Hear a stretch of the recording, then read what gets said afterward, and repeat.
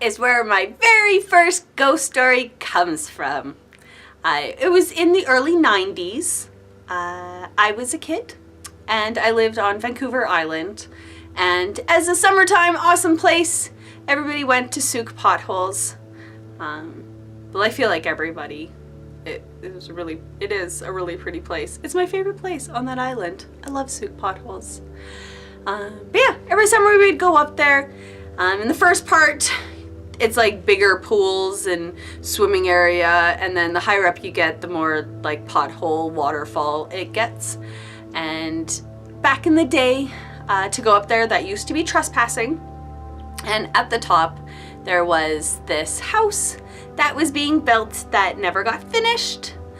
And everybody used to trespass and go up there and play in this creepy old abandoned house. And of course you hear stories of what it is, because Google didn't exist then. You didn't just Google it and be like, hey, what's this house? No. But yeah, I think it was a resort, or it was going to be a resort of some sort.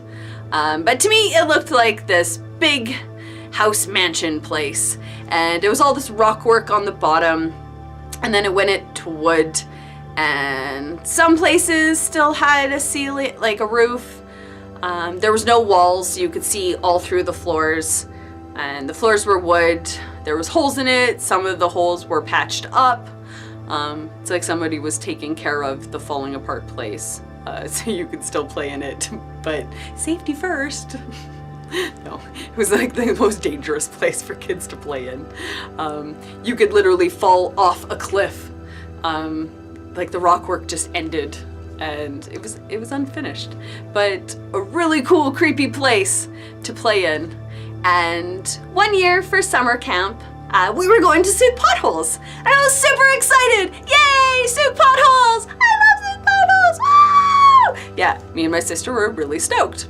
And we go up there on the school bus with our whole little summer camp. And our camp leaders are telling us stories to obviously pass the time, because it takes a bit to get up there. And so they were telling us a ghost story about the guy that used to, I don't know, this like caretaker, groundskeeper, somebody, night watchman dude that watched this place while it was being built. And unfortunately, he fell down one of the stairs or something and fell into the basement and died. Yep. And there's a rat down there that got its tail chopped off or something and leaves a bloody trail everywhere it goes. Yeah, those are the stories we were told. And we went to Sooke potholes and we hung down at the area that you were allowed, because you know, everyone up higher, it's trespassing. And me and my sister obviously had been up there before, and we were like, oh my god, we should go up to the house. And yeah, so we got a bunch of people, and I don't know, the camp leaders took us up there to this abandoned, broken down house to play in. There was ghosts up there. We needed to go up there, obviously. And so we went up there and we're all creeping around and there's holes in the floor and you can fall off cliffs, but it's cool, it's cool, it's the 90s. Nobody cares about that shit yet. And only some of us were brave enough to go down into the basement, because that's obviously where the rat and the ghost lives, so only the brave can go down there. And luckily I was one of those brave kids. And we went down there and it's dark, because it's the basement and there's no light, there's no lights. But there is some holes in the floor that give some light shining through.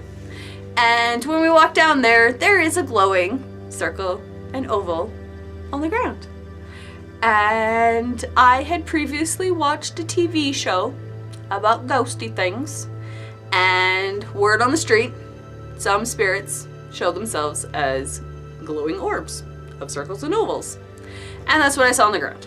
So I was all like, oh my god, there's the guy, there's the ghosty guy, he's a spirit, oh my goodness, he's totally here, blah, blah. And this kid jumped on it and was all like, stupid spirit, stupid spirit. He shouldn't have done that. That was a very dumb idea. do not step on ghosty people because they have feelings too. And this ghosty person did not like him. Nope, nope. Because when we carried on darker and deeper into the basement, he was ahead of me and he flung into a wall. And something was sticking out of the wall that stuck into his eyeball. And an ambulance came and took him away.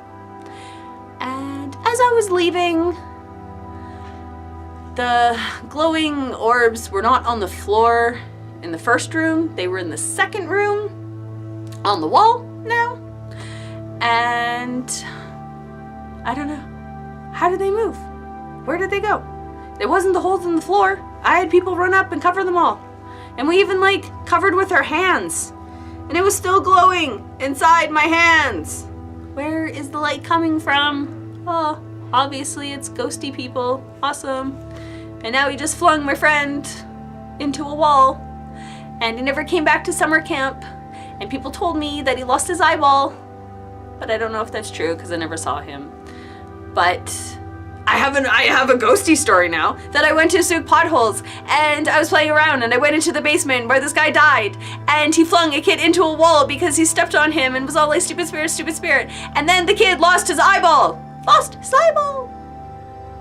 And yeah, that was all the summer camp I went to. A summer camp took us to Sooke potholes, let us trespass into a house that got a kid hurt, possibly lost his eyeball. Whatever, the ambulance had to come and take him away.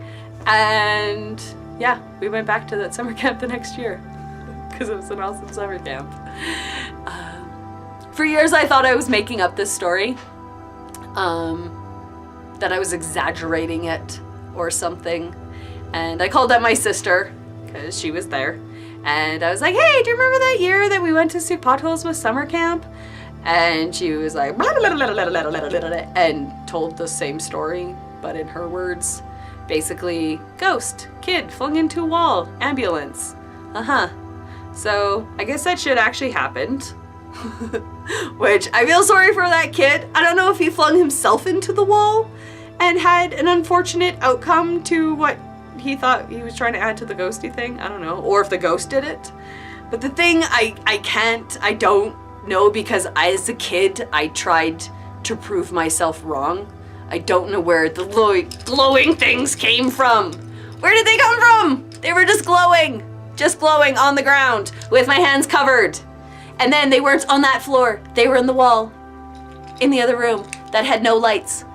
There was nothing shining through. It was dark in that room except for that circle and that oval of that guy that flung a kid into a wall.